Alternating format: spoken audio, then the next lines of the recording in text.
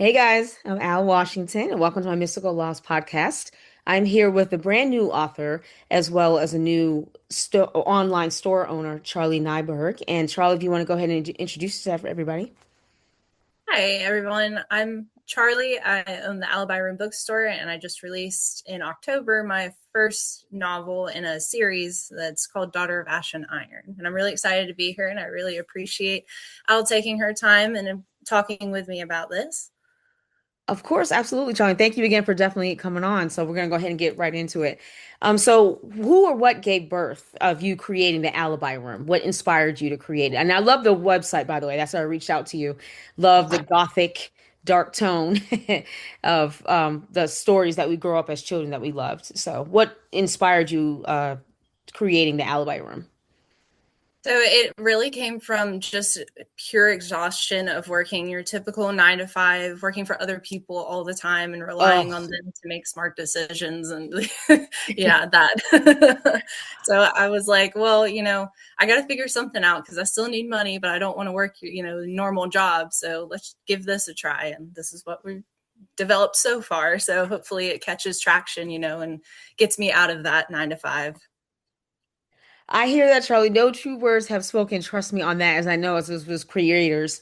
When you're working for somebody else, you don't want to do it. It's like you're dredging. Yeah, trust me. I know exactly what that feels like.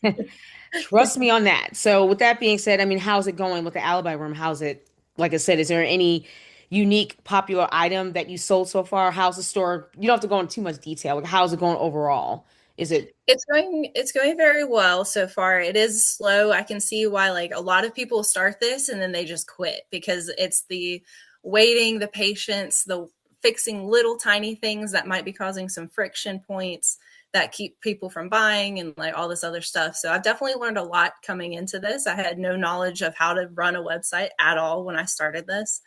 I have had surprisingly one person that has been consistent for like 5 months has been buying at least a couple of things nice? every month, which is awesome. Nice. And she's been buying the most I've seen are typically like the blankets was a really big thing, especially during like Christmas time. Right now, I've had some traction with the Alice in Wonderland themed collection I have going on right now.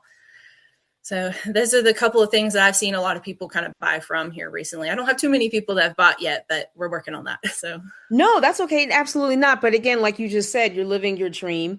You may not, whatever, millionaire, whatever, but at least like you just said, because I know how it is. Trust me, when we want to create, write, whatever, and it's like working for somebody else and dealing with a job hunt, trust me, I know exactly what that is. But I know what you mean, especially starting your own business, that most people, I guess, kind of quit within the first 90 days, mhm. because it is very difficult. So, not difficult, just depending on, like I said, but you really got to hustle and everything else like that. So Yeah, exactly. It's the patience part, and we live in such a world of immediate gratification right now that it's even harder for people to kind of sit there and be like, okay, so I'm not getting as much return on it as I would like at this moment in time. Do I keep pushing forward or do I just give up altogether? And I'm at the right. point where I'm so motivated to just get out of working for other people that I'm like, I gotta push through this. We got this. Like I hear that, man. You are so right about that, Charlie. Yeah, and we can talk about that on another note. Absolutely. I definitely feel you on that. Trust me. Yeah, it is difficult and it takes a lot. So yeah. But doing your own thing, creating, I think it's beautiful. So yeah, absolutely. But for your Wonderland collection, is there an object that you found the most challenging, menacing, or tragic to create? I love, like I said, the tone, the colors, obviously. Alice in Wonderland is one of my favorite stories growing up, and definitely doing it the way I saw, like your mugs. Oh my God, with the Cheshire Cat, the blankets. I love the dark tone. Obviously, Drink Me. Did you find Mhm. any one when you're creating the most challenging? um I would say probably the shirts, to be honest. The tarot shirts that I have up right now, there's four of them, and trying to get each one to where they were similar in design, but also different. I have like the Mad Hatter for one, the Cheshire Cat, I had the White Rabbit for another, and then Alice herself for another one of them. So it's all kind of trying to tell a story just with those four images together. That was a little bit of a challenge. Okay. Okay. And speaking of which, I think it goes on to my next question. So overall, like I said, with your stores, your Alibi Room, what was the biggest challenge of all when you first created the store? Because I know you said besides working, to do 9 to 5, whatever, like what was the biggest challenge like so far that you had even opening up the store?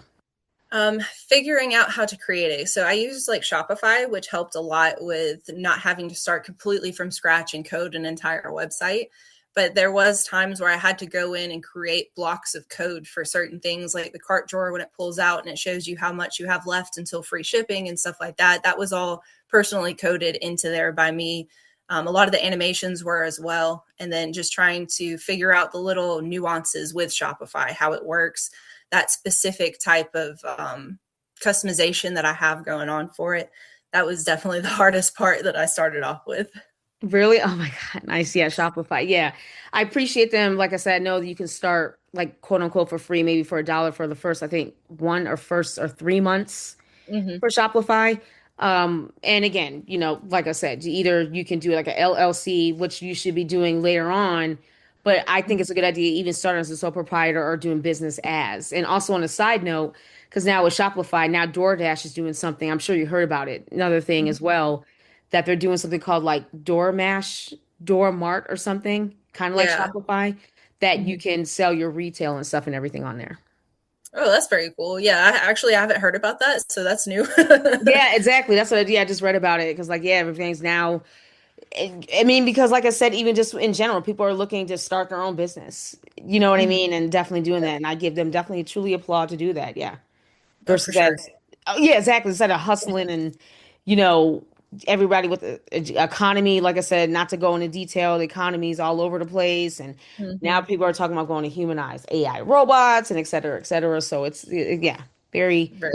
rough time right now. So for that. So Charlie, do you have any upcoming trends or mystery like literature that you're looking to add to Alibi Room? Um, I'm kind of debating. I know actually somebody that hand makes soaps like from scratch, so I might be integrating that onto there in the future at some point. I've kind of played around with a few other ideas, but none of them are really stuck yet. So I'm still kind of doing a little bit of research, looking into what I can do without kind of overwhelming it as well. Because if I have too many products, there's too many options for people to pick from, and that's another friction point as well. So And how long has your store been up? I know it's been like a couple of years. not quite. It's been up about 7.5 months now. The day it opened was September 1st of last year. So Nice, congratulations. Okay, absolutely for that. And regarding your new brand new store, also you are a brand new author for again, like you said, your first book for Daughters in Ash and Iron. Your Flameborn Chronicle series. How was that? What inspired you to create the first your book series for that? So I love Greek mythology. I love the Spartan thing. I've always been interested in it for years and years and years. And I realized like women didn't have a huge part as far as like fighting went, being active duty, military kind of things go. But they did have a very strong purpose of being there. So I decided to kind of make it a little bit more of feminine hero type stuff going on because they're very underrepresented in Spartan history, I think, and even in Greek mythology a bit.